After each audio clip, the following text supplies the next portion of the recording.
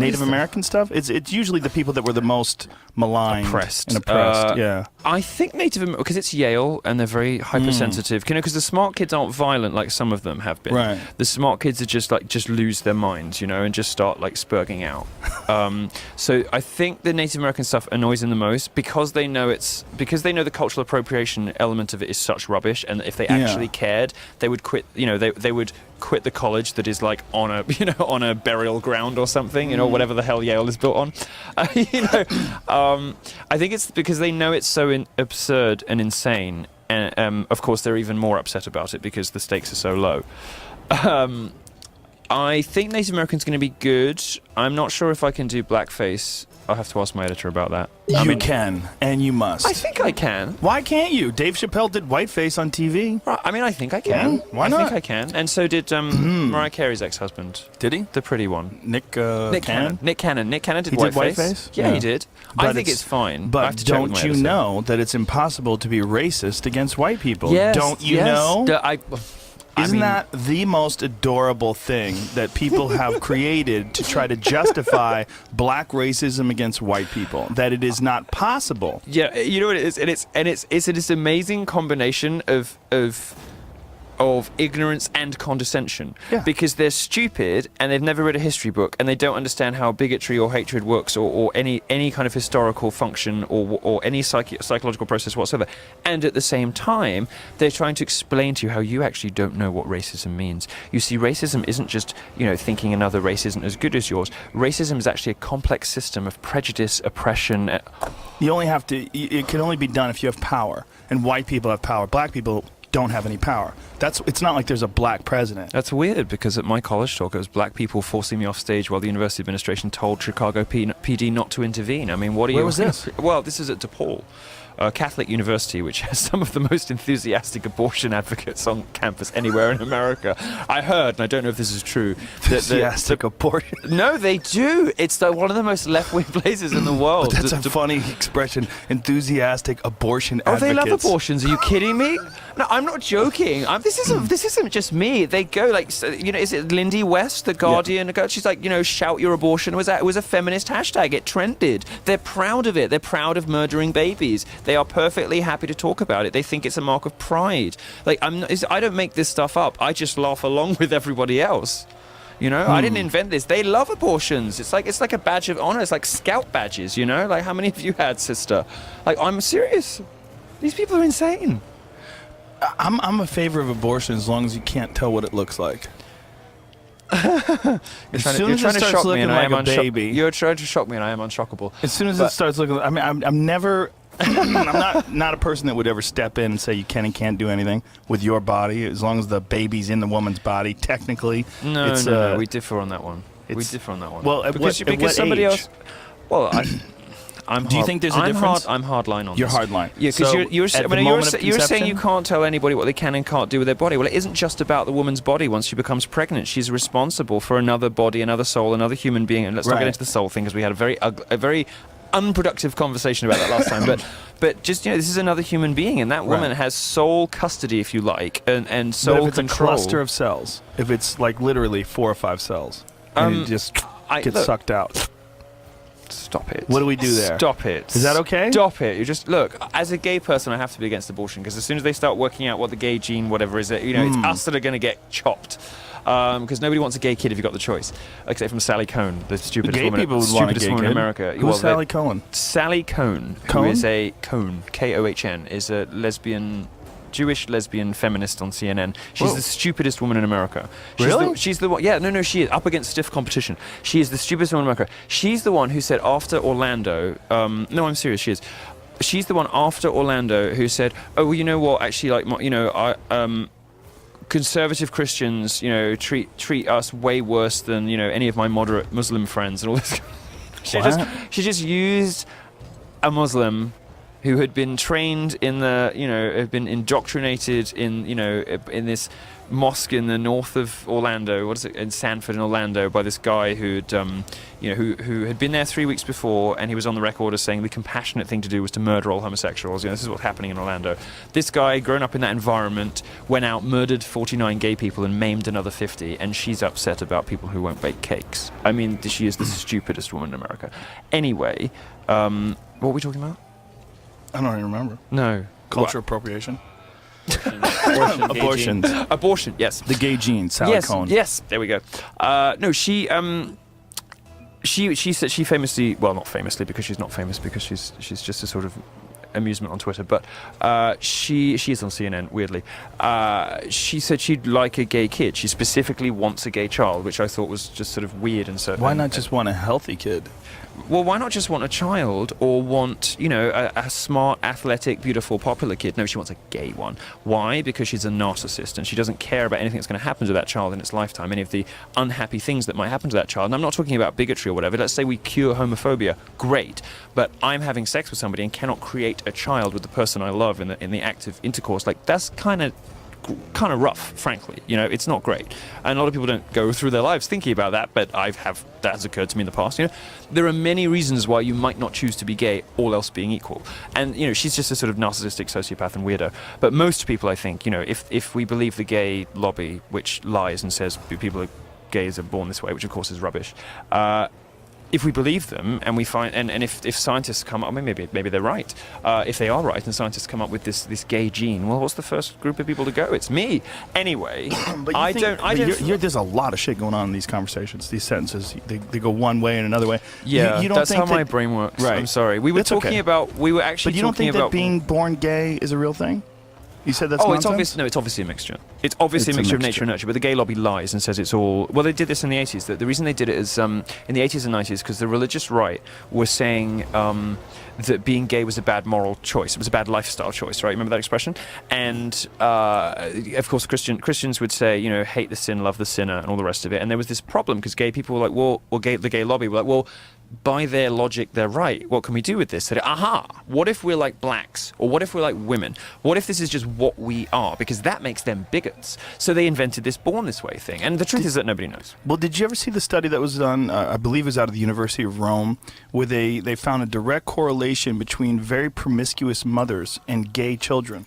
Right. Well, there are some people who think that things like that might have dual effects. So it could be genetic or even epigenetic if you buy into that stuff. It could be epigenetic factors in the womb and hormonal stuff that comes about as a result of a woman having a high sex drive that might result in a gay kid. But also when the kid is born, if the mum's still a whore, then maybe I'm just saying. Right. If mummy's spreading her legs all over town, could that affect a child's sexual development? Of course it could. So that one, I do remember that, although I didn't read it closely. I do remember that one, and I think that what I came away from that with was if you have a hoe for a mum, there's probably multiple reasons you might end up gay. Yeah, but they didn't go that far with it because when you start accusing, you're making these. I mean, I think you're probably on point with it, right? But that's not something a university would ever say. No, because they're idiots. Well, because they don't actually want to get to the truth. They want a virtue signal. It's just one. Well, there's a little bit of that, but it's also one of those things where it's just really problematic. Where you can't. You say that unironically, then. Yeah, you can't prove it. Expecting women to tell the truth about their sex lives is like expecting fat people to tell the truth about their calorific intake. It just doesn't happen. Well, they believe that somehow or another it was some sort of a variation in the X chromosome that made these women not just psychologically attracted to men, but that there's some sort of a physical attraction that heterosexual women have towards men. Yes. And that should vary, and it will vary on a wide scale. And on the extreme end of the scale, they believe these women that are just almost like you roll a dick in front of them, they're like a kitten on a ball of yarn. They just can't help it. I know how they feel. Mm-hmm. And that these women will pass this trait on even to their male children. Interesting. See, my mother's quite frigid, so it just goes to show that the etiology of homosexuality is is varied and complex. Anyway, the only point I'm making is simply every credible scientist, every reasonable person knows that it is almost certainly a mixture of nature and nurture, and that mix can change from person to person, right? All of these things, can get mixed up and end up with somebody choosing to fuck a guy or not fuck a guy, right? Right. But the gay lobby, because they were scared and because they wanted an easy answer, came up with this, whatever. And now it's embedded in culture. Lady Gaga born this way, and it's a lie. I mean, it's a lie. Saying that if something is like not black and white, and it's like probably about 50-50, saying it's entirely black is a lie, and that's a lie. And the gay lobby lies to gay people, and that's partially born this way doesn't make a good song. Partially born this way sounds like something you'd see on a Planned Parenthood form. It's like something that David Daleiden has exposed in his undercover videos. On returning to the abortion thing, I don't. Well, don't you think that it's like many things, like even homosexuality, like we're talking about? There's a lot going on there to discuss, and when you're talking about a very small cluster of cells, for me it starts at conception. I think really, yeah. From that moment on, you're locked into this 9-month journey with a human inside your body. Yeah. Wow. And if you want to murder it, then go ahead and murder it, but be honest about what you're doing, and don't call it women's bodily choices, because that is sociopathy, and that is horrific. If it's 2 cells, it's murder. I think I'm going to have to say yes. Wow, that's a hard line. You're a hard liner, sir. I'm not hard line on very many things, aside from the fact that feminists are ugly and stupid. And in Eastern mysticism, what is it? 48 days where they believe the soul enters the body. That's the formation of the pineal gland, and that's the seat of the soul. Isn't that like 48 days? I don't know about have a 48-day cutoff. Eastern mysticism is not an area that I've but if it's like a new house with no one in it, my research is onto it. If it's a new house with no one in it, then it's still a house. It's still a house. Yeah, but if it gets wrecked and no one has any memories, it's no big deal. If you say so. I'm just playing devil's advocate. You do sort that. of. You do that. I like that. Well, I think you have got. Do you believe in the Myers-Briggs stuff, like the ENTJ stuff? Well, explain that to people. Well, so there's basically it's this system of personality types, and apparently if you do, you can do sort of a 50-question test or whatever, and it'll come up with this INTJ, ENFP, and it's supposed to be able to predict what kind of job you would be good at, and predict your sort of characteristics and behaviors, and who else in the world you'll get on with, and how you'll succeed in life. So I've got like the lawyer's one, the devil's advocate one. I think you have it too. And it's a sort of voracious appetite for information, love to read and find out about everything, love to talk to smart people, love to be provocative and interesting, and sometimes adopt positions you don't necessarily hold because the debate is fascinating. Yes. And love just the cut and thrust of intellectual argument. Discourse. Yeah, I think you have that too. Yeah. So yeah, that's, well, if you believe in such things. Yeah. Yeah, no, I do. But I think also I'm a different person, every 6 or 7 months. I mean, I think I'm constantly evolving and growing and reevaluating, or at least attempting to. And I'm definitely a different person than I was 10 or 20 years ago. So if you take that into consideration, that's my problem with a lot of these tests. What they're doing is they're sort of testing who you are right now. Yeah. And one of the problems with those definitions is the self-defining aspects of it. Like you start saying, well, this is me and this is who I am, instead of just being who you are. And then it becomes a sort of self-fulfilling prophecy. Yes. You think you're locked in. Yes. Yeah, no, I understand. That's another one of the things I like about you. I should stop complimenting you.